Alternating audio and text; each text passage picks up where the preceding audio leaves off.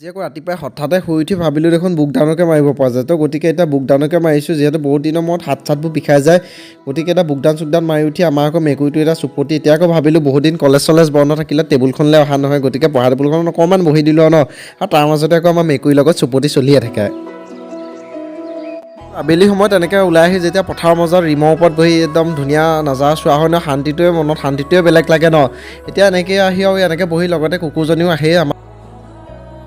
ঘৰ পোৱালিহি আকৌ সন্ধিয়া হ'লি সন্ধিয়া যিহেতু এতিয়া IPL ছিজনত IPL নাচালে নহ'ব ন তো এতিয়া IPLকে অকণ চাই ল'লোঁ IPL চাই মেলি এতিয়া IPL চলি আছে আৰু পিনে আমি নিজৰ কামত ধৰিব লাগে এতিয়া মানে ঘৰত দায়িত্ব এটা দি দিলে বোলে